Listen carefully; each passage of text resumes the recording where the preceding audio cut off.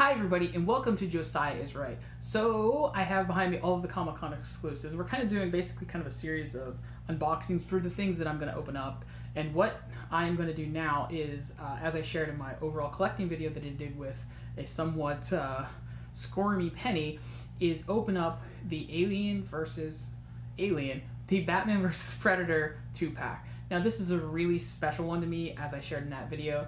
The comic books, which I still have the originals from when I was a kid, very well read. The staples are probably falling on those, and I loved those comics. It was just mind-blowing at the time that Predator and Batman. I was a big fan of Predator because of the Shane Black connection. He's right there. Being related to him, never met him, as I've said in multiple videos now, and that figure's come up weirdly. And so I'm happy to have a Predator figure to go with that. And I'm also happy to have the Batman and Predator from that specific comic. That it's that armored Batman that I hadn't yet read, The Dark Knight Returns, where Batman wears that armor suit to fight Superman. And I realize now it's a little bit of a derivative of that. But at the time, this is the first time I'd seen that, where Batman sort of bulked up. Because that's what I loved about Batman vs. Superman, the movie. That suit that Batman wore, the sort of bulky armored suit that kind of reminds me more of this than it does the suit that was in the comic books that inspired it. Anyway, so we're going to open up this figure. So you're going to see the packaging here, which to me I think is personally kind of lame.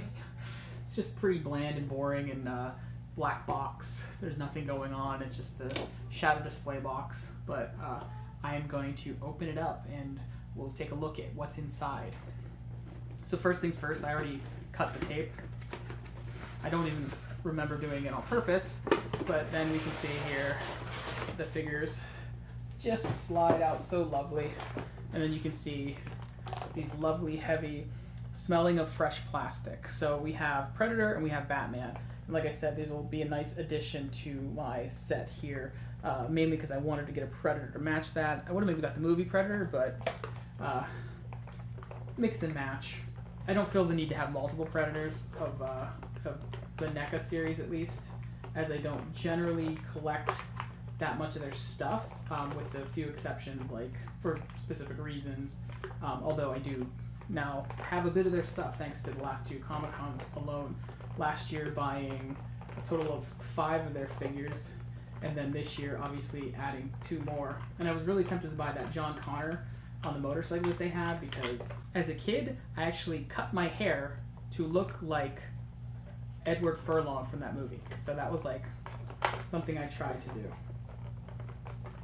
I mean, I didn't cut my hair on my own, like my mom or my dad did it, and it didn't turn out that great to look like his. But I realized in retrospect, his haircut was done differently than what mine was.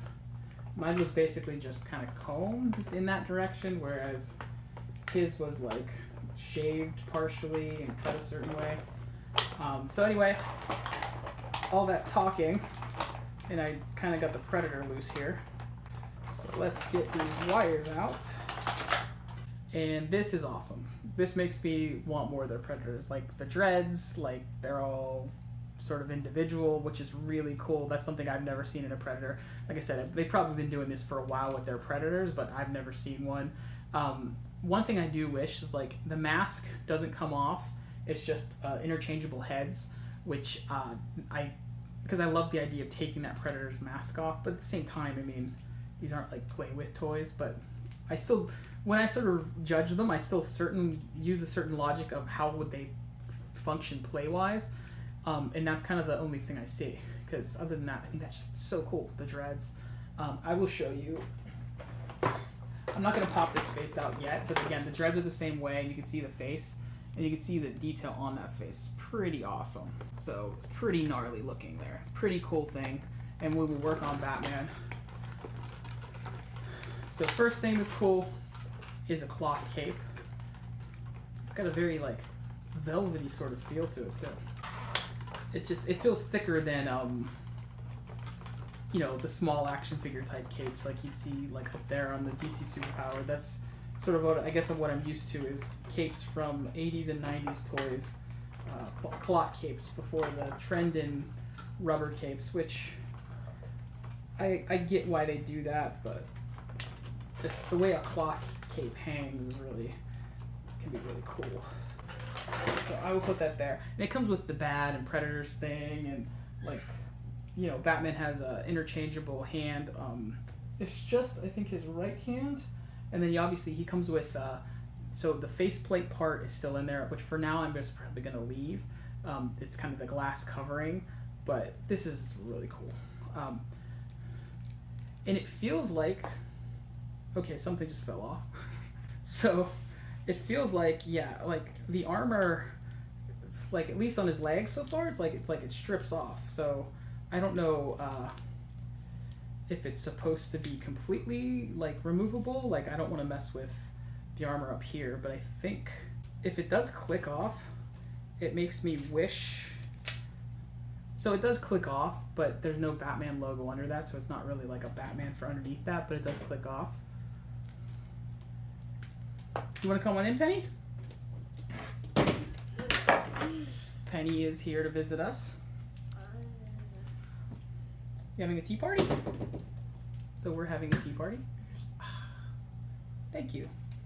So we're going to take a look at the accessories, but first I want to show you guys here. You can see the cover of issue 3. Now I have these, this isn't mine, this is just from the internet, but you can see the armor and the Predator really good in this one. The other ones are more sort of close-up images, and here is the Batman in the armor in the rain. And you can see it's different than what the toy looks like, but that's okay because it's a toy of it. It's not perfect though.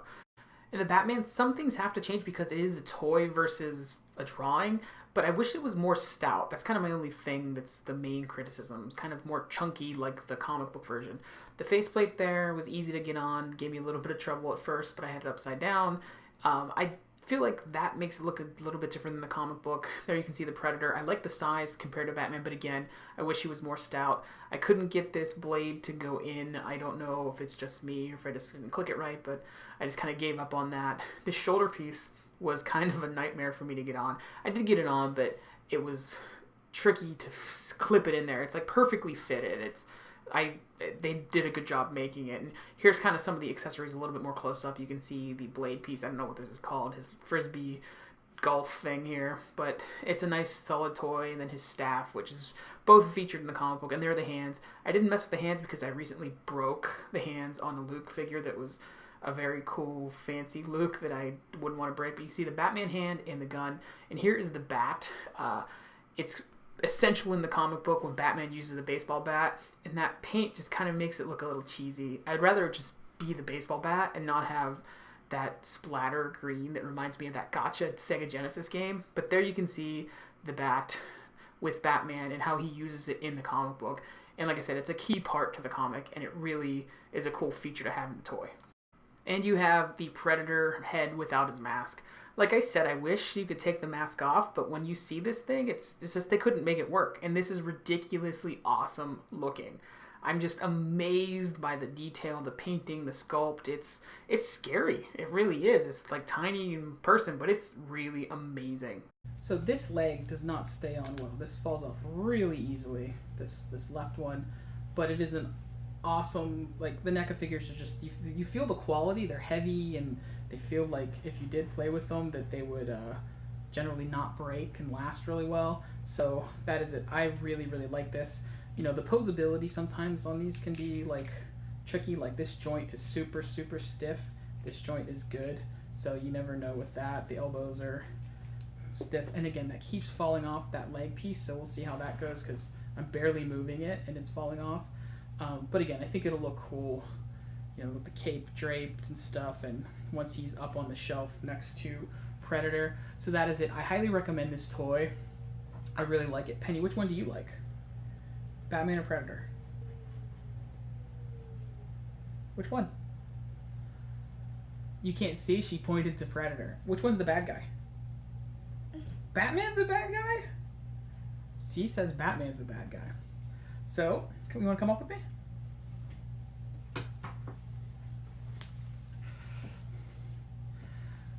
You want to hold it? Do you want to hold it? Another leg piece fell off. So that is, Penny is now with me obviously, and that is the Batman vs. Predator, the Dark Horse DC crossover from the early 90s, which is very special to me. Glad to have a Predator to add to my shelf, and a really cool Batman, even though There are some problems with like those leg pads staying on and such. But other than that, it seems fine. And obviously, it'll be just a decorative piece, so it should be fine. But playing with it, Penny touched it for 2 seconds and it fell off. So not a play toy, but that's not what it's designed for. Thank you guys for watching. It is officially part of my collection, and it is honestly among my favorite toys ever, just because of what it is. The comic book was huge for me in the early 90s. I read it over and over and over again, and I never thought I would see a toy of it. So I'm happy to have it among my modern toys and my classic toys. Thanks, guys.